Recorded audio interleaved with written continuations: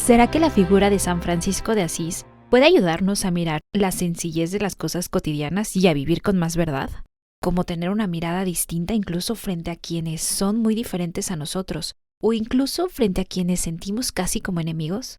¿O será que su experiencia también puede ayudarnos a asumir una postura distinta en nuestra propia vida, incluso en el trabajo o en la empresa? En este capítulo, tratamos de comprender un poco más la figura de este santo que la Iglesia nos propone mirar de manera especial este año, al cumplirse 800 años de la muerte de San Francisco de Asís, entendida en la tradición cristiana también como su nacimiento en el cielo, su paso definitivo al encuentro con Cristo. Pero también hemos querido preguntarnos cómo puede ayudarnos hoy a vivir mejor la circunstancia que cada uno atraviesa, porque la pobreza, la sencillez, la obediencia y el amor prójimo fueron en San Francisco de Asís consecuencia de una relación viva con Cristo, una relación que le permitió parecerse más a Él. Bienvenidos a Camino hacia el Destino, un podcast de Litere Communionis. Comenzamos.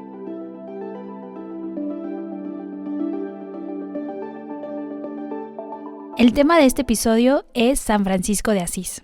Después de leer los artículos de la revista y sobre todo de volver a acercarme a San Francisco, le pedí al Señor que me ayudara a encontrar testigos reales de este santo viviendo hoy en medio del mundo actual. Y la sorpresa fue que pocos días después, en una reunión, mi amigo Andrés Bailón, quien es empresario, comenzó a compartir algo que inmediatamente me hizo pensar en la propuesta educativa de este santo. Me sorprendió mucho descubrir cuánto resonaba en él algo profundamente franciscano. Así que le pedí esta entrevista para poder indagar cómo vive su trabajo, el mundo de la empresa y de los negocios, y qué relación puede haber entre esa experiencia y lo que propone San Francisco. Y bueno, pues les quiero compartir que sus respuestas me sorprendieron un montón, porque yo lo conozco desde hace varios años y siempre me ha llamado la atención su manera de ser empresario. La verdad es que de algún modo yo lo he visto como alguien de quien se puede aprender. Y pues esto porque yo también soy emprendedora, aunque bueno, en una escala mucho más pequeña. Y quizá por esto justamente es que esta conversación me sorprendió tanto porque me permitió descubrir el origen de algo que yo veía desde hace años. No fue sino hasta esta conversación que empecé a comprender de dónde viene esa manera de mirar, de decidir, de trabajar. Al escuchar la historia de Andrés, entendí que no se trata simplemente de un estilo personal o de una sensibilidad particular. Hay algo mucho más profundo detrás. Y es que vivir de una manera distinta el trabajo, la empresa y las decisiones cotidianas no nace por casualidad, nace de una educación, de una compañía y de una experiencia humana concreta. Por eso, en este diálogo aparecen preguntas muy concretas. ¿Es posible vivir el trabajo en verdadera libertad? ¿Es posible que pobreza y empresa no sean opuestos? ¿Se puede realmente vivir así? De eso trata esta conversación.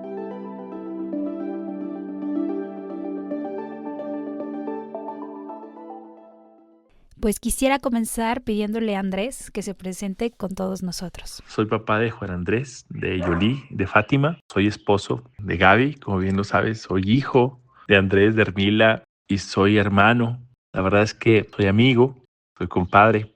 Creo que las relaciones y la familia son las que más han definido mi vida.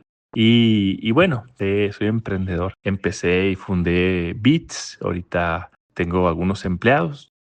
Son ya algunitos y bueno, pues sí, para muchos de ellos soy el jefe, soy el patrón, como le denominan, ¿no? Yo siento que una de las cosas que más me ha definido es pues la familia, ¿no? O estas relaciones, ¿no? Tanto los amigos como la familia, y esto me ha llevado a mí a construir mi vida, ¿no?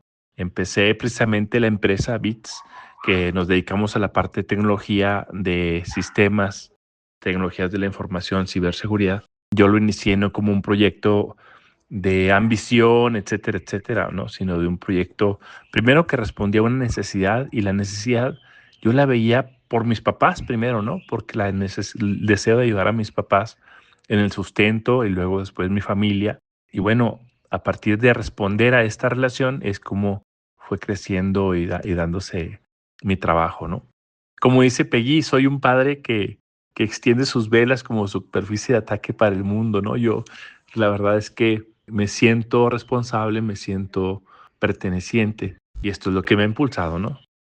Una de las primeras sorpresas, al pedirle a Andrés que compartiera su manera de vivir el trabajo, fue descubrir que durante un tiempo estuvo en un seminario franciscano. Este dato me ayudó a entender mejor algo que desde hace años me llamaba la atención sobre su manera de trabajar. Por eso quise pedirle que nos contara un poco sobre esa experiencia y también si reconoce algún rasgo concreto de esa formación franciscana en su manera actual de vivir el trabajo. Una de las cosas que más me impactó al escuchar su respuesta fue descubrir que una palabra aparentemente tan lejana al mundo empresarial como pobreza aparece en el centro de su manera de mirar la empresa. Porque en principio la pobreza y empresa pareciera casi dos conceptos opuestos. Una empresa necesita producir, sostenerse, crecer, generar utilidad. Y sin embargo, al escuchar a Andrés, aparece otra comprensión posible. Una pobreza que no significa carencia ni precariedad, sino libertad. Una cosa que no sabías cuando me invitaste a la entrevista es que yo fui franciscano. Entonces, yo estuve en el seminario franciscano en Querétaro, en Guanajuato. Y bueno, hice mis votos y todo, ¿no? Duré 4 años en total en el seminario. Primero entré al seminario diocesano. Brevemente te digo, para mí, toparme con mi párroco a los 16 años más o menos, acá en Chihuahua, que era una persona excepcional y luego toparme en su persona, en sus palabras, con las palabras de Cristo, fueron en ese momento y siguen siendo la respuesta a todas las preguntas de mi vida, ¿no? A las preguntas que en mi adolescencia, en mi juventud me hacía del propósito, del sentido de la vida, del propósito último, fundamental, de si la vida valía la pena, ¿no? Estas preguntas calaron en mí fuerte, ¿no? Cuando yo era adolescente. Y después me topé con esta realidad de Cristo, con la presencia de Cristo, vaya, pues ahora tengo esa conciencia, ¿no? Y pues entré al seminario, pero estando en el seminario leí Las florecillas de San Francisco y de nuevo, ¿no? Sentí el deseo profundo de ir a esa libertad, a esa profundidad, a esa radicalidad, a esa alegría, ¿no? Que inspira que es San Francisco de Asís, ¿no? Así es que, terminando mi primer año, en el verano, tomé un camión, eran 24, 20 y tantas horas de camión, y llegué en la madrugada a un pueblito que está entre Guanajuato, Querétaro y Michoacán, que se llama Coroneo, es parte de Guanajuato todavía. Llegué en la madrugada. Recuerdo ese día así oscuro en la madrugada, en un pueblito bien alejado que no conocía. Caminar solo por las calles todo un poco oscuro, porque llegué en la madrugada en el camión, no sé por qué. Y luego había, es una anécdota un poco rara, pero había unos pavos reales ahí en el convento, un convento antiquísimo de piedra así. Los pavos cantaban bien feo, o sea, tienen un canto que es bello definitivamente, pero en la madrugada se oía espeluznante. Y yo decía, ¿qué hago acá, no? Pero de este tamaño es la sed de la vida, ¿no? Y bueno, pues finalmente entré al seminario franciscano.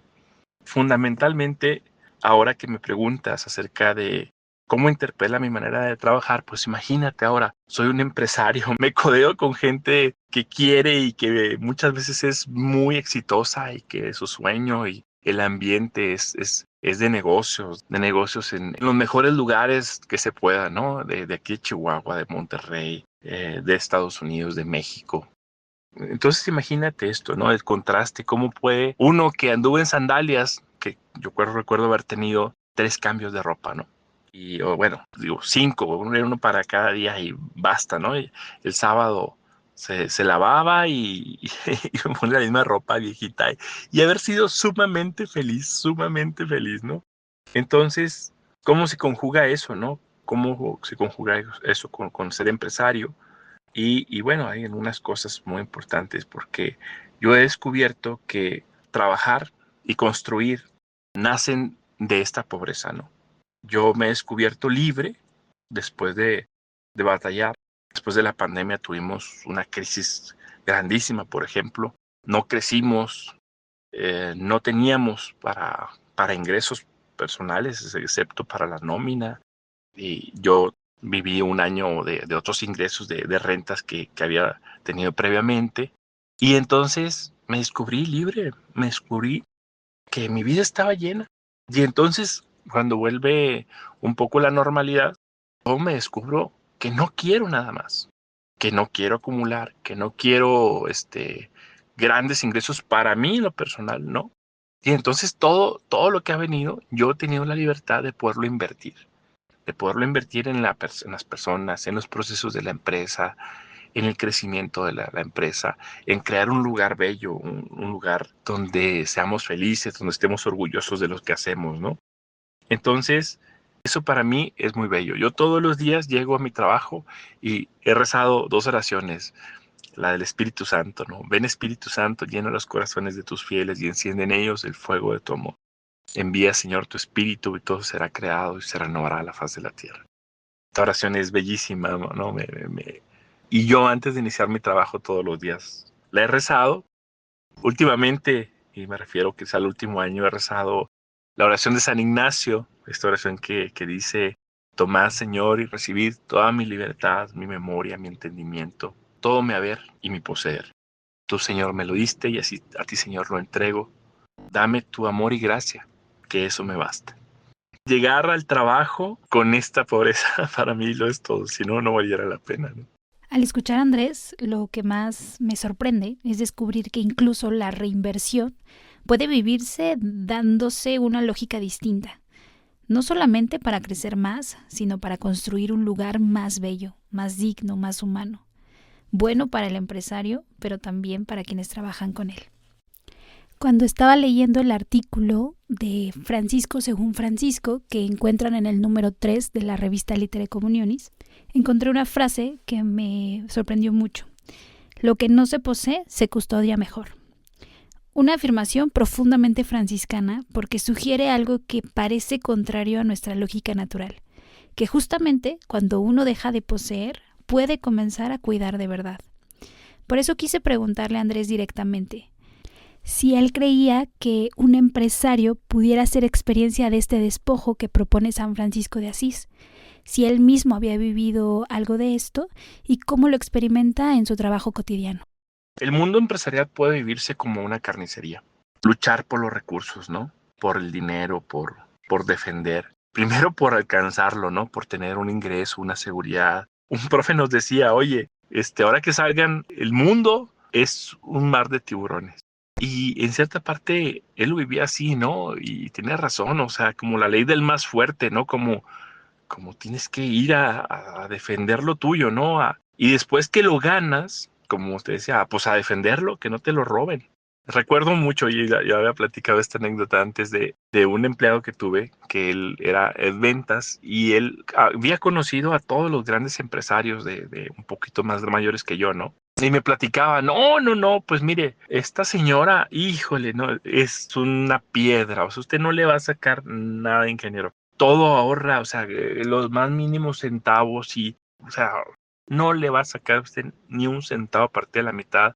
Esta persona tiene como 30 sucursales y es muy buena, pero su negocio lo ha construido así.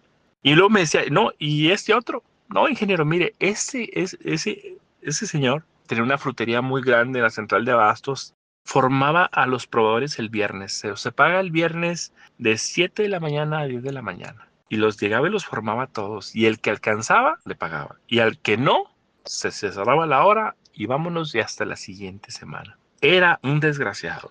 Y así me platicó como 5 ejemplos. Yo me acuerdo de esos 2, pero me platicó como 5 hasta que le dije: oye, José, espérame.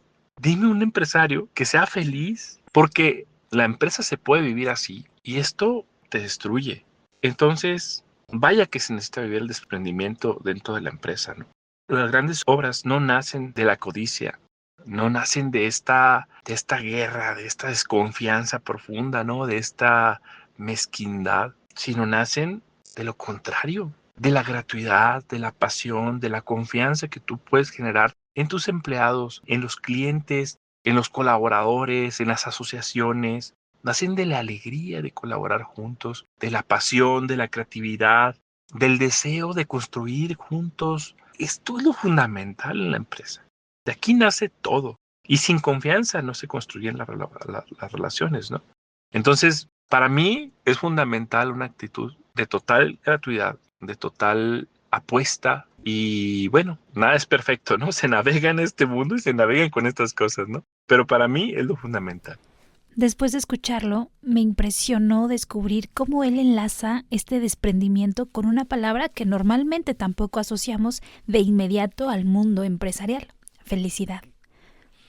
Porque en su respuesta aparece una intuición muy fuerte, que quizá hay una relación profunda entre el despojo y la posibilidad real de ser feliz.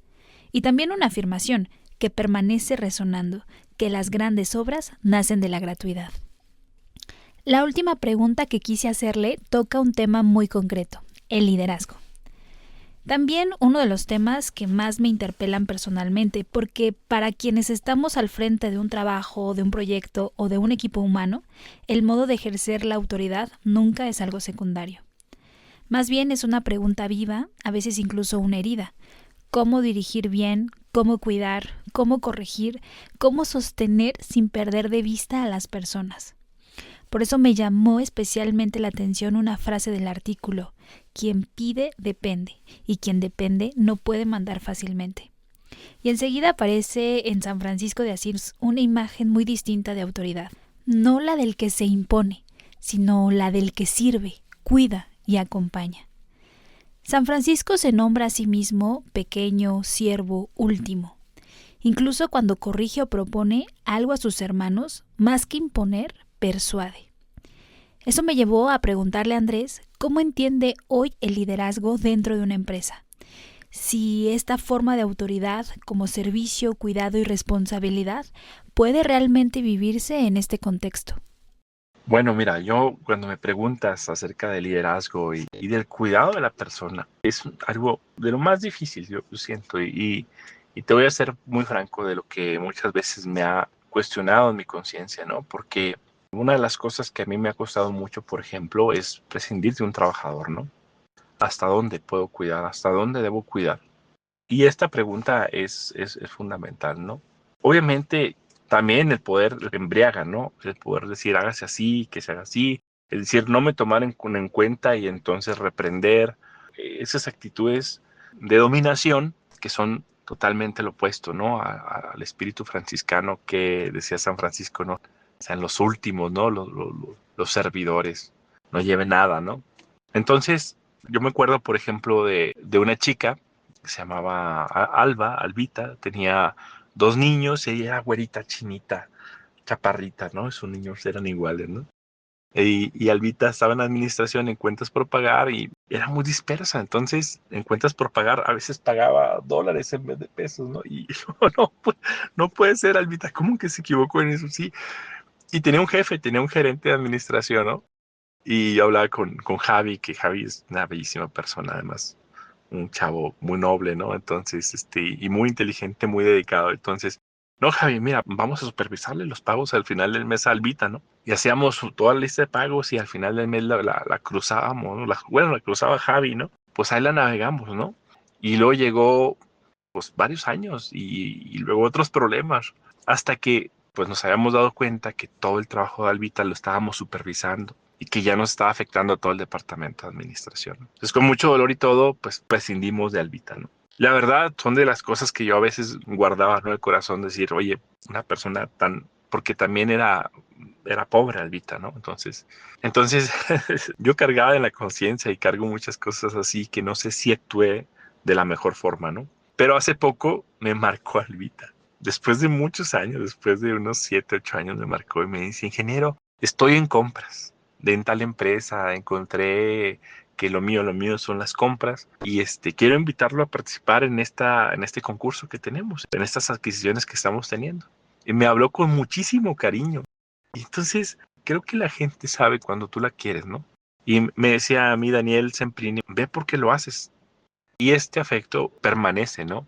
También el criterio que hace poco nos decía Marco Notari, es decir, si está haciendo daño al resto del equipo y si no le está sirviendo el trabajo a esa persona, pues nosotros también hemos prescindido, incluso ellos, ¿no? Que son una cooperativa de discapacitados, prescinden de ciertos discapacitados que no ayudan al proyecto, ¿no? Entonces, vaya que es difícil, o sea, se nos va la vida en esto, pero si tú llegas con una actitud al trabajo que no tiene la conciencia de la misión cristiana, de la vocación, y que tú estás ahí para servir a Cristo, para hacer su voluntad, Y de esta alegría que nace de esta conciencia, porque entonces todo tiene cumplimiento. Entonces puedes lidiar con esto. Puedes abrazar, puedes tomar las decisiones difíciles, puedes reprender con cariño o puedes llamar la atención, no reprender con cariño, ¿no? Con afecto, con firmeza a la vez. Como cuando tenías un buen profesor, ¿no? O un padre estricto que te ordenaba, que te ponía en tu lugar y que a veces pues era quizás hasta severo, ¿no? Pero tú sabías el afecto de fondo. Entonces, esta es la realidad y creo que esta es la autoridad cristiana y que coincide perfectamente con el liderazgo. O sea, no hay otra forma más plena de liderar un equipo de trabajo. Y de hecho yo lo platico con mis gerentes, ¿no? Tienes que querer a tu gente y tienes que buscar el objetivo que estamos persiguiendo. Las dos cosas, ni una más ni una menos. Porque, y esto lo he aprendido, ¿no? En los cursos de liderazgo de Harvard, etcétera, etcétera, ¿no? Entonces, me sorprende que en el fondo no se contradice, ¿no? Al contrario, no hay mayor liderazgo que la autoridad cristiana. Pues la verdad, a mí me parece impresionante cómo él reconoce que incluso en los espacios más altos de formación empresarial, muchas intuiciones sobre el buen liderazgo terminan coincidiendo con algo profundamente cristiano. Y quizá una palabra que resume muy bien este punto de encuentro es afecto. Porque servir, cuidar y asumir una responsabilidad real sobre otros no es solamente dirigir bien, es mirar a las personas de una manera distinta. Y en la experiencia cristiana, eso da todavía un paso más, reconocer en el otro a alguien que también remite a Cristo. Y bueno, ya para terminar, Andrés quiso añadir algo que de algún modo recoge todo lo anterior. Porque después de hablar de pobreza, de desprendimiento, de gratuidad y de liderazgo, aparece una pregunta inevitable. ¿Cómo sostener realmente una manera de vivir así en medio de la realidad tan concreta? Y su respuesta fue muy clara. Humanamente, por sí solo, es imposible. No como un esfuerzo que uno simplemente decide mantener por sí mismo, sino como algo que necesita ser pedido, recibido y continuamente custodiado. En el fondo, es una gracia. Por eso, él dice que vivir así no depende solo de una convicción personal, sino de un don que viene de Cristo. Y esto aparece todavía con más fuerza cuando relata una experiencia muy concreta. Haber querido actuar bien, ayudar sinceramente y encontrarse después con una herida profunda, con una respuesta inesperada e incluso injusta. Ahí, cuando el bien no recibe una respuesta proporcional, quizá es donde más fácilmente uno podría endurecerse, cerrarse o dejar de confiar. Y sin embargo, justamente ahí vuelve a aparecer algo decisivo, que esta forma de vivir no se sostiene solo por una decisión individual, sino también a través de una compañía que constantemente vuelve a recordarla, la vuelve a proponer y ayuda a pedirla de nuevo. Porque al final también la gracia necesita un lugar humano donde puede ser recordada, mirada y acompañada. Yo quisiera cerrar este momento al que me has invitado, platicándote que, bueno, en mi experiencia, y creo que también esto es lo que he visto en San Francisco, es que todo nace de la gracia, ¿no? Es decir, no es humanamente posible este camino, el de San Francisco, el nuestro. Sostenerse en esta gratuidad, en este abandono, en esta entrega, en esta sencillez, en esta ternura, no es humanamente posible. O sea, es gracia, es Cristo, ¿no? Y yo te lo platico en una pequeña anécdota, ¿no? Un día con un empleado, acaba de iniciar la pandemia y me habla su jefa y me dice, ¿sabes qué? Este muchacho no la va a hacer. Está en ventas y el chavo trae mucha experiencia en otro tipo de ventas, pero las ventas técnicas no se le van a dar y ni modo, ¿no? Hay que tomar decisiones. Además, estamos en pandemia, acaba de iniciar y no la vamos a poder solventar. Así que hablo con él, le doy las gracias y cuando le doy las gracias empieza a llorar. Me dice, no me corras, Andrés, tengo una niña que acaba de nacer. Él tenía 2 meses en la empresa y por ley 3 meses son 3 meses de prueba y yo le avisé unas 2 semanas antes, ¿no? Se ve buscando trabajo, mi chavo, no la vamos a armar, ¿no? Y entonces él me decía, necesito que me des un mes más, Andrés, que se cumplan mis 3 meses y me des un mes más para buscar trabajo, porque tengo mi niña recién nacida.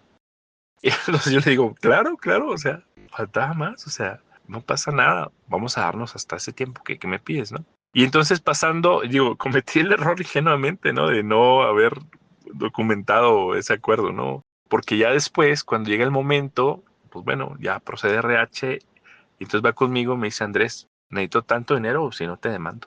Oye, pero sí, sí, fue un acuerdo que hicimos y sí, pero lo siento, o sea, esto es así. Y se fue, ¿no? Y no, obviamente no le di nada, me enojé, ¿no? Y nos demandó, ¿no? Y ya tuvimos que darle muchísimo más, ¿no? Yo siento que si sin la ternura de Cristo, que sin esta gracia, no es posible sostenerse en este camino, ¿no?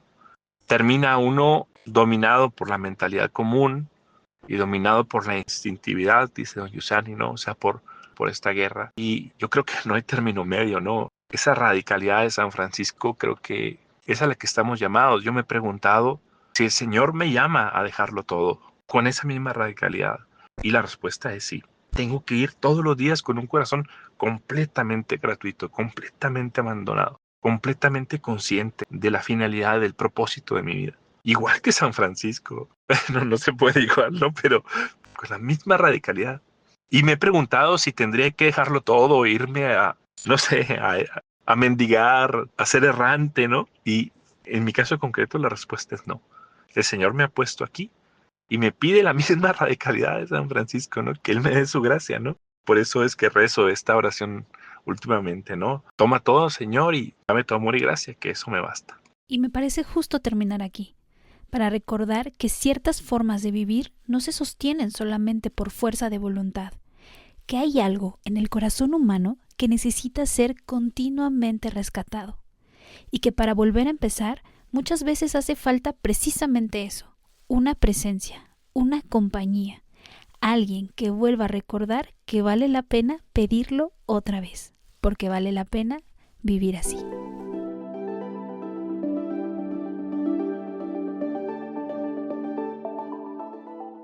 Se cumplen 800 años de la muerte de San Francisco de Asís, un santo que tuvo que atravesar tiempos turbulentos, al contrario, tal vez, de mucha imaginación que nos lo muestra como una persona separada de la realidad, tal vez angelical, o un loco algo rebelde. Ninguna de las dos cosas. Un hombre, ante todo, obediente, y obediente al Papa, en un mundo que parecía separarse siempre más del punto de unidad de todos los cristianos. Voy a presentarles una breve lectura de la visita que San Francisco hizo al sultán de Egipto durante las cruzadas, tratando de convencerlo, él y su ejército, de acercarse a la fe cristiana. Tal vez una postura así sea también la que todos deseamos por la atormentada Tierra Santa, que en estos días se encuentra celebrando los días santos. Al mismo tiempo, es bello recordar que este encuentro con el sultán también le ofreció a los frailes menores franciscanos la posibilidad de la custodia de la Tierra Santa, que en este momento el querido amigo Padre Yelpo está conduciendo.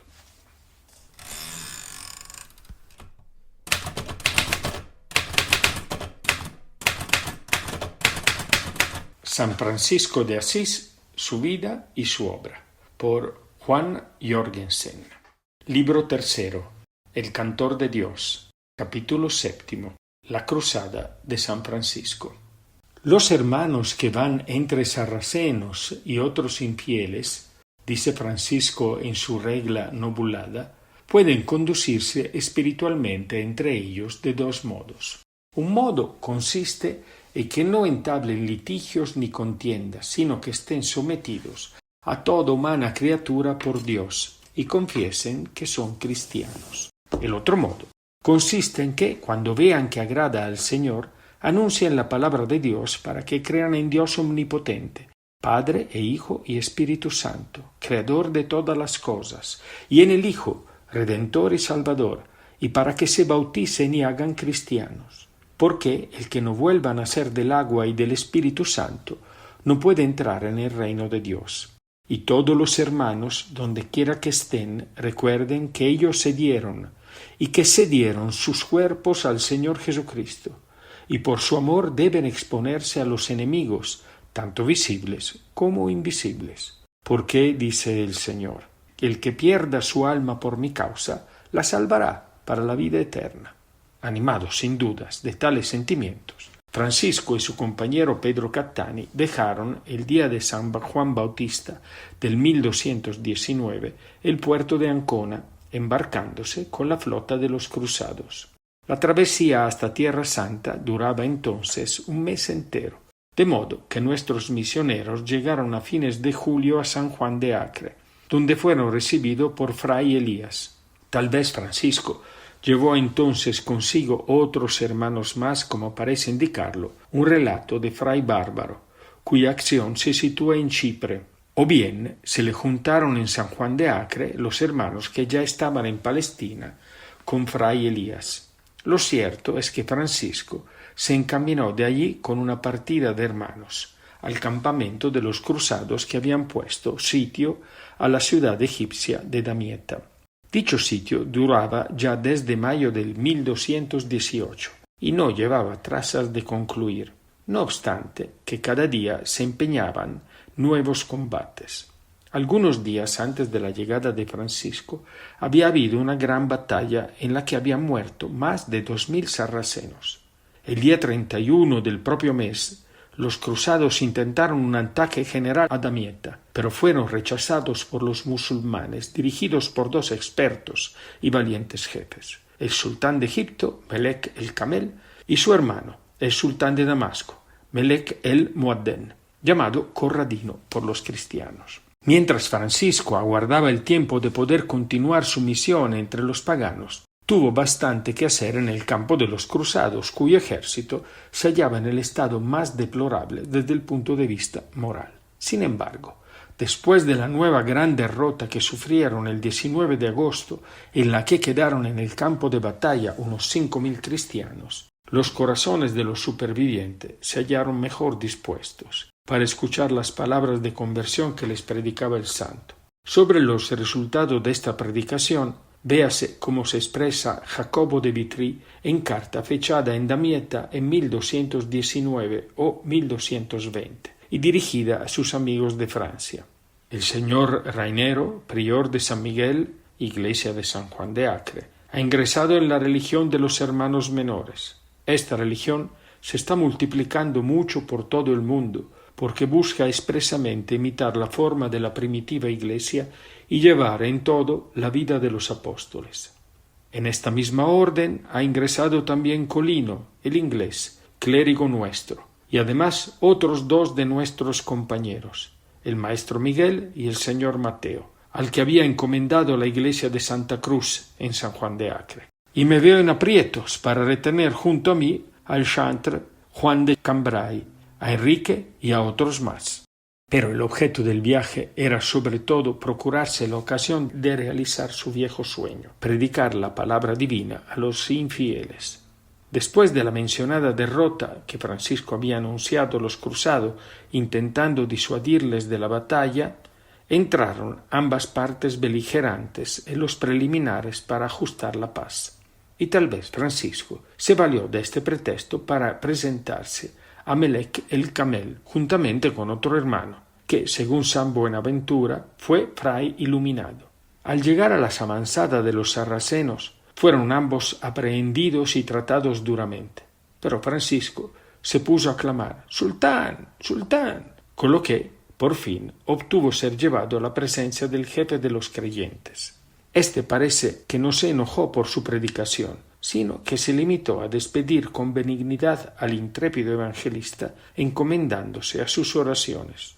Jacobo de Vitry relata así los acontecimientos en su historia oriental. Hemos sido testigo de cómo el primer fundador y maestro de esta orden, al que todos obedecen como a su principal prior, varón sencillo e iletrado, amado de Dios y de los hombres, llamado hermano Francisco, se hallaba tan penetrado de embriagueces y fervor de espíritu que cuando vino al ejército de los cristianos que se hallaba ante los muros de Damieta, en Egipto, se dirigió intrépidamente a los campamentos del sultán de Egipto, defendido únicamente con el escudo de la fe. Cuando le arrestaron los sarracenos en el camino, le dijo: soy cristiano, llevadme a vuestro señor. Y, una vez puesto en presencia del sultán, al verlo aquella bestia cruel, se volvió todo mansedumbre ante el varón de Dios. Y durante varios días, él y los suyos le escucharon con mucha atención la predicación de la fe de Cristo. Pero finalmente, el sultán, temeroso de que algunos de su ejército se convirtiesen al Señor por la eficacia de las palabras del santo varón y se pasasen al ejército de los cristianos, mandó que lo devolviesen a nuestros campamentos con muestras de honor y garantías de seguridad. Y al despedirse le dijo: ruega por mí, para que Dios se digne revelarme la ley y la fe que más le agrada. Según las florecillas, el sultán concedió a Francisco y a sus compañeros que pudiesen predicar libremente donde quisieran, y les dio una contraseña, a fin de que no fuesen molestados de nadie.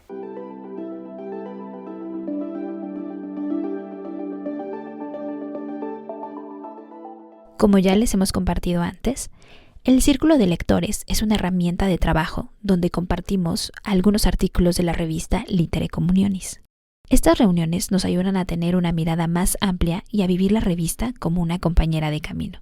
Se realiza una reunión mensual y en cada encuentro se invita a uno o dos lectores de la revista a compartir su experiencia, su testimonio o cómo algún artículo ha ayudado a su vida cotidiana. Lo que vamos a escuchar ahora es un fragmento de una de esas reuniones. En esta ocasión tuvimos como invitado a Andrés Bailón, un amigo de la comunidad de Chihuahua y curiosamente papá de Andrés, que acabamos de escuchar hace un momento.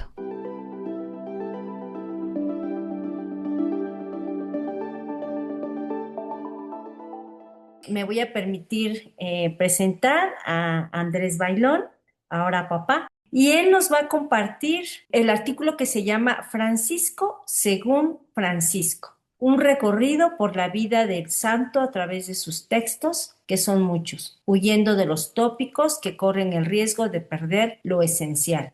Adelante, Andrés, te escuchamos. Buenas noches. Este artículo, igual que la mayor parte de la revista, para mí tiene mucho significado porque, en primer lugar, mi madre fue de la Tercera Orden de los Franciscanos en Durango. Mi tía abuela, bueno, y Andrés, que decide en un momento de su vida salir del seminario aquí, irse con los franciscanos a vivir la regla que este Santo Padre nos heredó. Y Alex, que nació precisamente el 4 día de San Francisco, para mí tiene mucho significado.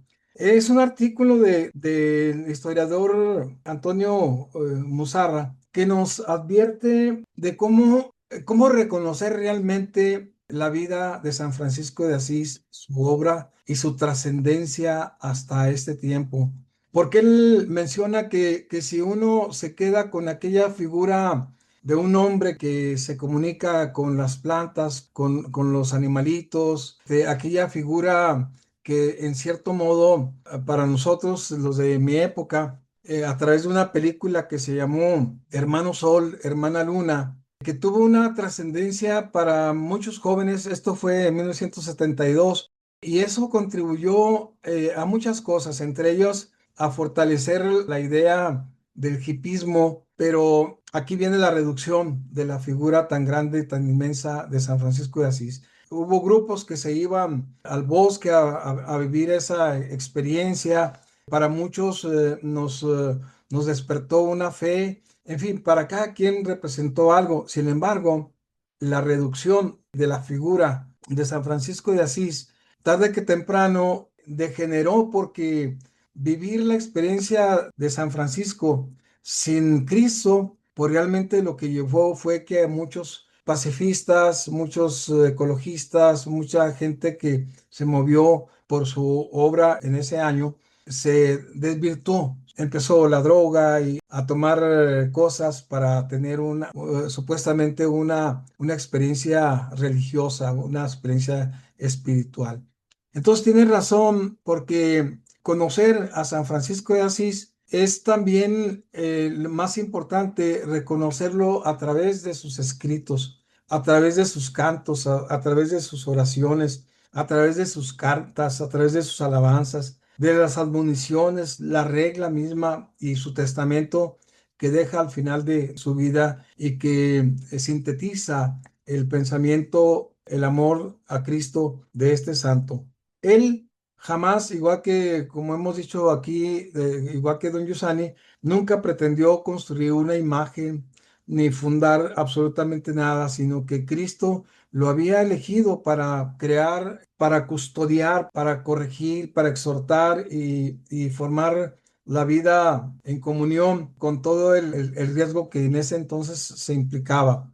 El hecho mismo de su conversión, de pasar de aquel joven rico que rechazaba la pobreza y rechazaba también a los menesterosos y a los leprosos, de pronto se ve provocado por Cristo para voltear a ver a esa miseria humana y entonces a partir de allí se viene su conversión. Aquí es muy importante para mí, me pareció muy importante que este cambio, cuando él empieza a vivir con los pobres, empieza a vivir con la miseria humana, empieza a vivir con los leprosos, con los enfermos, con los que sufren, se vino una transformación. Y creo que en ese sentido tiene mucho, valga la redundancia, mucho sentido lo de la caritativa, porque a partir de allí su vida se transformó. Su conversión pues no nace de un razonamiento, sino de un encuentro concreto que transforma la vida.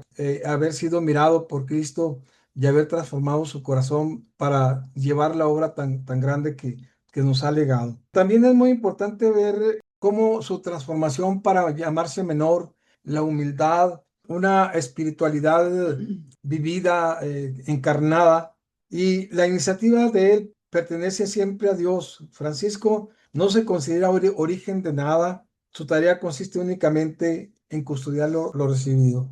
Otro rasgo muy importante que nos menciona el artículo es que el concepto de pobreza franciscana, no como un símbolo romántico ni una idea espiritual, sino de una realidad material que afecta el vestido, a la comida, al trabajo, la forma de habitar en el mundo. Francisco insiste en que los hermanos trabajen honestamente, no para acumular dinero, sino para evitar el ocio y dar un ejemplo a los demás. Y cuando el trabajo no produce sustento, entonces convertirse en limosnero, confiado en la providencia.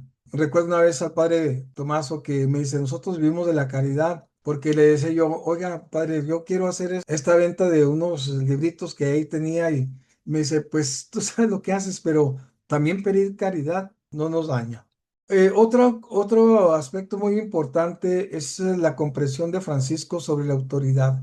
En ese tiempo de estructuras verticales, él se hace el último, se abaja, se hace pobre y siempre respeta la estructura eclesial porque tenía, sobre todo, independientemente de que conociera sacerdotes que no estaban cumpliendo bien con su pastoral.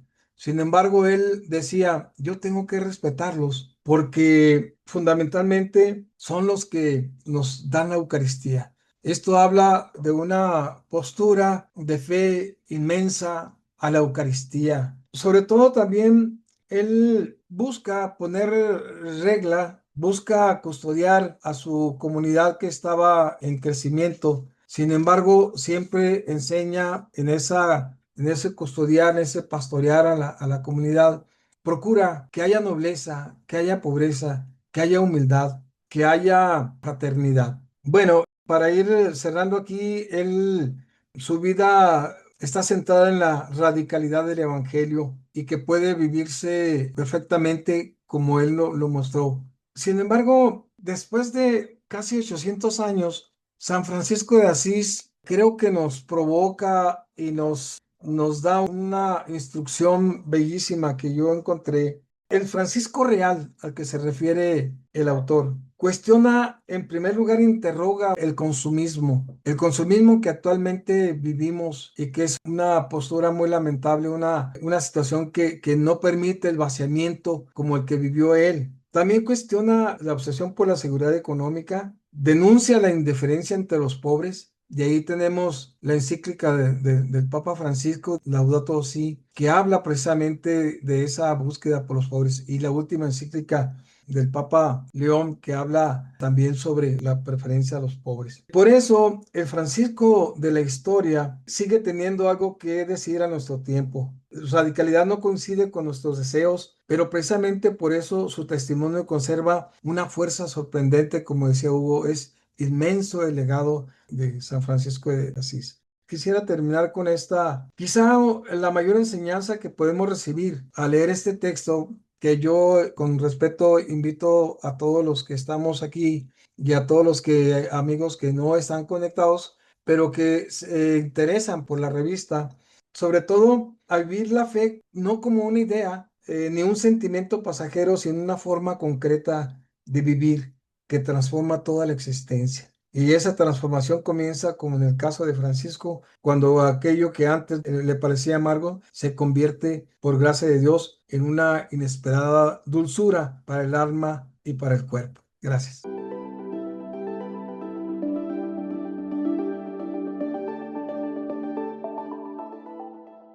Bienvenidos a En lo Cotidiano. Hoy quiero compartir algo que me viene acompañando desde hace un tiempo. Una inquietud sencilla pero insistente.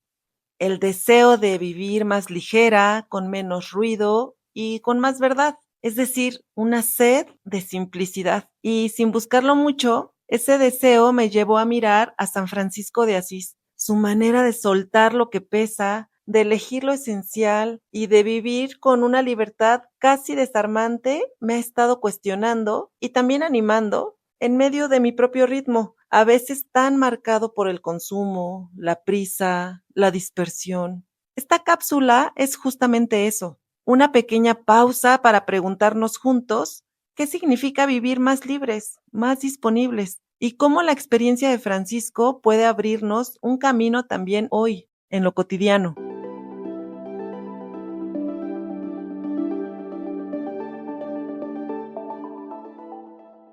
Dicen que hay momentos en los que el corazón empieza a hablar más fuerte, y no es casualidad. Hay preguntas que se repiten y se repiten como si alguien las sembrara. Basta solo un hilo, una inquietud, una sensación, un cansancio, para que algo en nosotros despierte. Que en mi caso, desde hace algunos meses ha aparecido, casi sin querer, estas mismas preguntas. ¿Cómo vivir más simple? ¿O cómo hacer silencio en medio de tanto ruido? ¿O cómo quedarme con lo esencial? Y ha sido curioso porque justo ahí, en ese deseo todavía torpe y frágil, reapareció una figura que pensaba conocer, pero de la que en realidad no sé casi nada: San Francisco de Asís. No sé si a ti te pasa, pero yo he empezado a sentir que las cosas, las prisas, la pantalla, la constante comparación, el consumo, se comen pedacitos de mi atención, de mi escucha, incluso de mi oración. A veces avanzo unos pasos hacia la simplicidad y otras siento que retrocedo muchísimo sin darme cuenta. Me distraigo tanto con la moda, con el bienestar, con la necesidad de tener, ser exitosa, en fin. Y me sorprende darme cuenta de que puedo perderme incluso dentro de lo que yo misma construyo. En esa lucha, que no es heroica, es solo humana, ha empezado a aparecer un nombre: Francisco. Como si su vida fuera un recordatorio suave de algo que yo también anhelo. No por devoción previa, sino por un anhelo verdadero de libertad. De San Francisco de Asís, a mí me conmueve algo muy simple. O sea, él no nació amando la pobreza. Él nació rodeado de cosas, de comodidades, de una vida hecha. Y sin embargo, algo dentro de él empezó a inquietarse, como si Dios le hubiese tocado el corazón con una pregunta: ¿esto te basta? ¿No quieres algo más verdadero? ¿Sabes para qué estás hecho realmente? Hasta que un día, casi como un susurro, comprendió que lo que tenía no lo llenaba y que no necesitaba poseer nada de eso para sentirse completo. El Señor lo invitó a despojarse, no para sufrir, sino para encontrarse. Francisco descubrió que cuando uno suelta lo que no necesita, pues el alma se hace ligera, y cuando se hace ligera, empieza a escuchar mejor. A mí me impresiona esto. Francisco no renunció a las cosas por desprecio, sino para poder amar mejor. No se deshizo de lo material para sufrir, sino para respirar realmente. Y cuando uno mira la vida cotidiana, entiende que este llamado no es medieval, ni arcaico, ni romántico. Es actual, muy actual. Vivir con menos ruido, vivir menos distraídos, vivir sin que lo que tenemos nos tenga a nosotros. O sea, ¿cuántas veces confundimos plenitud con acumulación, seguridad con control, éxito con ruido? Y qué distinto es vivir con la certeza de que nada de lo que tenemos nos define. Wow, que solo lo que damos, lo que regalamos es lo que permanece. En mi caso, este anhelo se juega en lugares súper concretos. Por ejemplo, en mi trabajo, donde tengo 2 proyectos que son parte de mi vida: mi emprendimiento de moda sustentable y mi estudio de fotografía. Suena paradójico, y sí que lo es, pues incluso en la moda sustentable, donde buscamos un consumo más consciente, por ejemplo, puedo sentir cómo se enciende en mí ese deseo de poseer, de quedarme con algunas prendas, es decir, de consumir lo que yo misma vendo. Y bueno, el celular no ayuda para nada. Es una puerta abierta a 1000 tentaciones, a estar buscando tendencias, ideas y muchos distractores. Es decir, en el trabajo mismo, qué fácil es poseerlo. Sentir que las ideas son mías, que el éxito es mío, que los errores son solo míos, que mis proyectos me definen. Lo descubrí aún más cuando invité a una socia a compartir mi emprendimiento. Wow, no saben lo difícil que ha sido soltar, abrirle espacio, dejar que ella entre a lo que he sentido tan propio, pero al mismo tiempo, cuánta vida brota cuando dejo de aferrarme. Y ahí, otra vez, Francisco aparece como una pregunta viva. ¿Qué significa darme sin poseer? ¿Qué significa trabajar sin que el trabajo me defina? ¿Qué significa vivir ligera, confiada, disponible? ¿O cómo le hago para que mi proyecto sea un bien para la iglesia, para el mundo, para la sociedad y no solo para mí? Es decir, recordarme que la vida no es para poseerla, sino para darla. Hace poco, una mañana cualquiera, tomé el celular, como de costumbre, solo un momentito, digamos. Y obviamente ese momentito se volvió media hora de mirar cosas que no necesito, como ropa, ideas, juegos, imágenes, pura distracción con todo eso que como que entra sin pedir permiso y deja un vacío silencioso detrás siempre.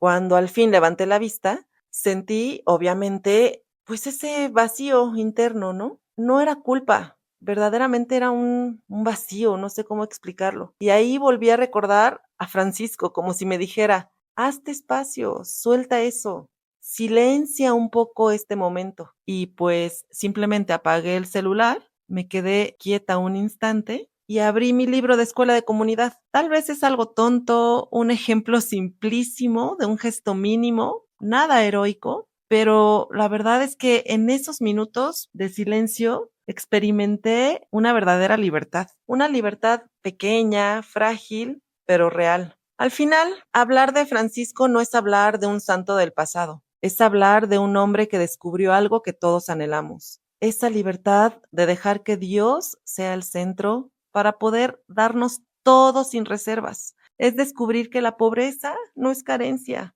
sino disponibilidad, que la simplicidad no es renuncia amarga, sino es ese espacio para que Dios actúe, que el verdadero tesoro es tener un corazón que sabe soltar para poder amar sin reservas. Y tal vez la simplicidad que buscamos no llega con grandes decisiones, sino con gestos diarios, repetidos, humildes. Por ejemplo, un silencio, un no lo necesito, un esto no es mío o un esto lo pongo en tus manos, Señor. Esto fue En lo cotidiano. Ojalá que tú y yo, en lo sencillo de nuestro día a día, podamos reconocer esta invitación suave, vivir de manera más ligera, más disponible, más abierta, como Francisco.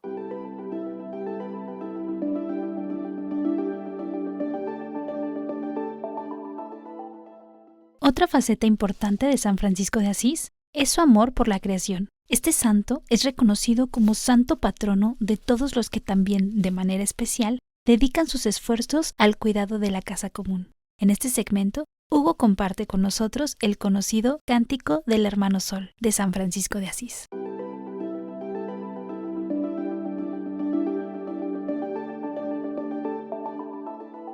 Quisiera compartir en este episodio del podcast una faceta muy importante de San Francisco de Asís, a quien está dedicada en esta ocasión nuestra revista.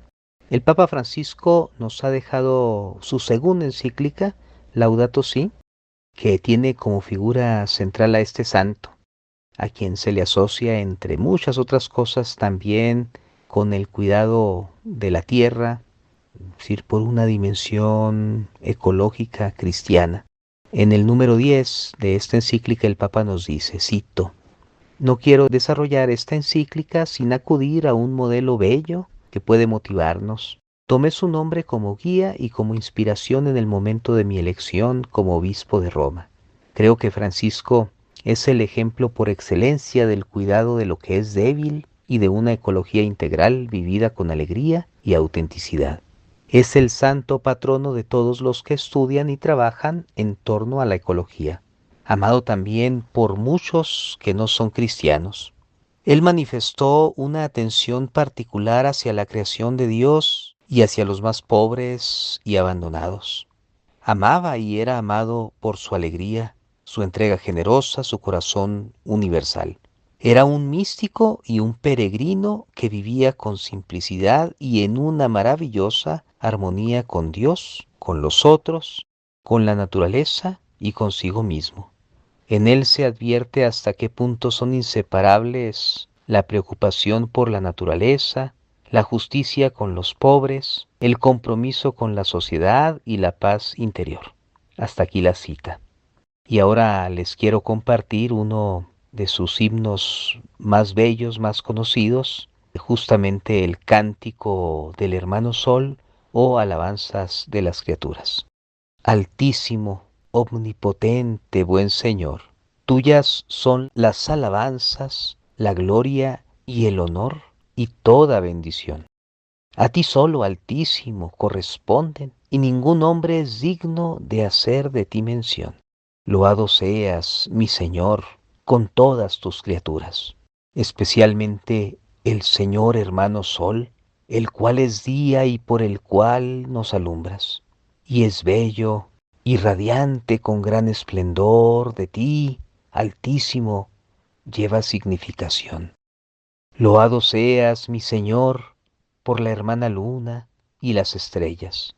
En el cielo las has formado luminosas y preciosas y bellas.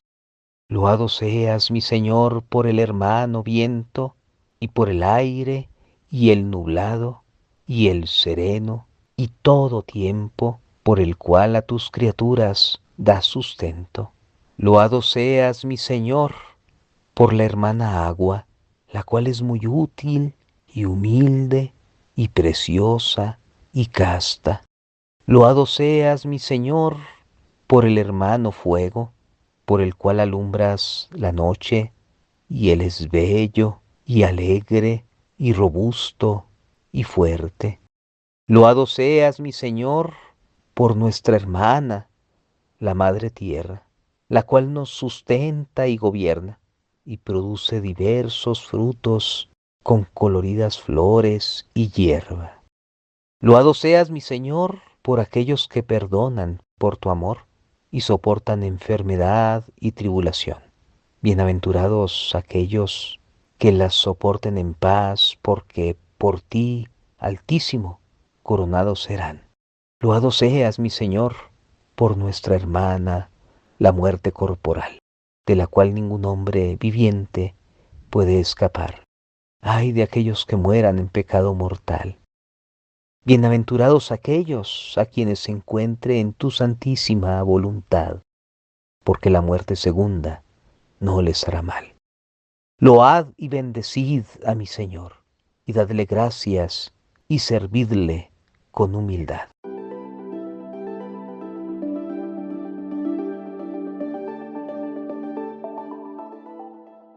Gracias por acompañarnos. Nos seguimos encontrando en este camino hacia el destino, donde el testimonio de otros también puede ayudarnos a mirar de otra manera nuestra vida concreta. Hasta la próxima.